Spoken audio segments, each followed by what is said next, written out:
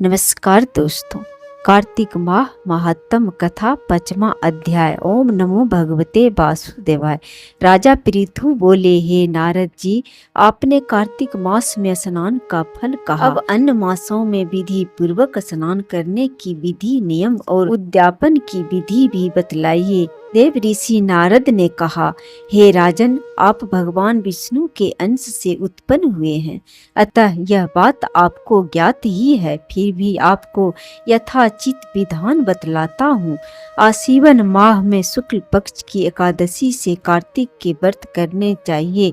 ब्रह्म मुहूर्त में उठकर जल का पात्र लेकर गांव से बाहर पूर्व अथवा उत्तर दिशा में जाना चाहिए। दिन में या सायंकाल में कान में जनेऊ चढ़ाकर पृथ्वी पर घास बिछाकर सिर को वस्त्र से ढककर मुंह को भली भांति बंद करके थूक वे सांस को रोक करके मल मूत्र का त्याग करना चाहिए।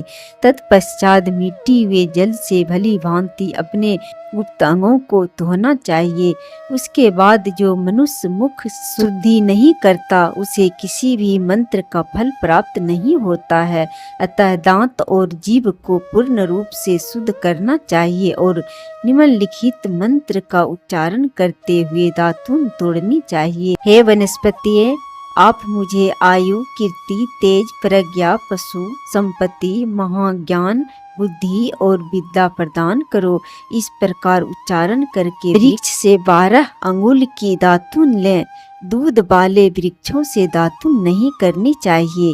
इसी प्रकार कपास, कांटेदार वृक्ष तथा जले हुए वृक्ष से भी दातून नहीं करना चाहिए। जिसे उत्तम गंध आती हो और जिसकी टहनी कोमल हो, ऐसे ही वृक्ष से दातून करना चाहिए। प्रतिपदा, अमावस्या, नवमी, षष्ठी, रविवार को चंदन तथा सूर्य ग्रहण में दातून नहीं करनी चाहिए।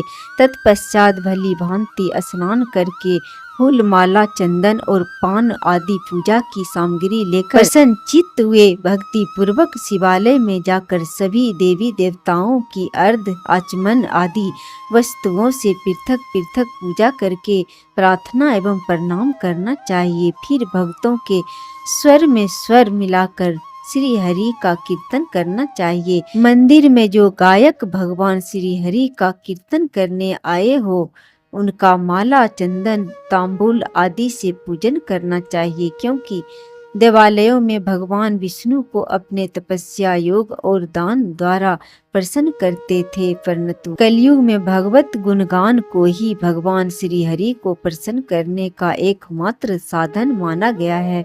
नारद जी राजा पृथु से बोले, हे राजन, एक बार मैंने भगवान से पूछा कि हे प्रभु, आप सबसे अधिक कहाँ निवास करते हैं?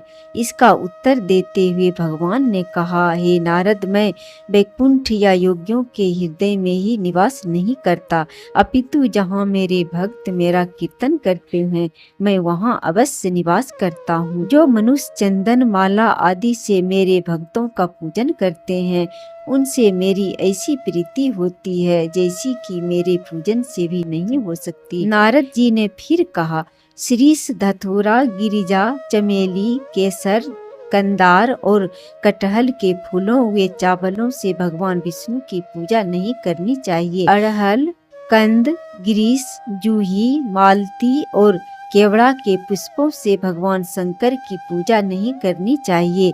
जिन देवताओं की पूजा में जो फूल निर्दिष्ट है उन्हीं से उनका पूजन करना चाहिए। पूजन समाप्ति के बाद भगवान से क्षमा प्रार्थना करनी चाहिए। हे सुरेश्वर, हे देव, नो मैं मंत्र जानता हूँ, नो क्रिया, मैं भक्ति से भी हीन हूँ। मैंने जो कुछ भी आपकी पूजा की है उसे स्वीकार करे। ऐसी प्रार्थना करने के पश्चात साष्टांग प्रणाम करके भगवत कीर्तन करना चाहिए। श्री हरि की कथा सुननी चाहिए और प्रसाद ग्रहण करना चाहिए। जो मनुष्य उपरोक्त विधि के अनुसार कार्तिक व्रत का अनुष्ठान करते हैं वह जगत के सभी सुखों को भोगते हुए अंत में मुक्ति को प्राप्त करते हैं। कार्तिक माह महात्म 5वां अध्याय संपूर्ण हुआ। जय श्री हरि।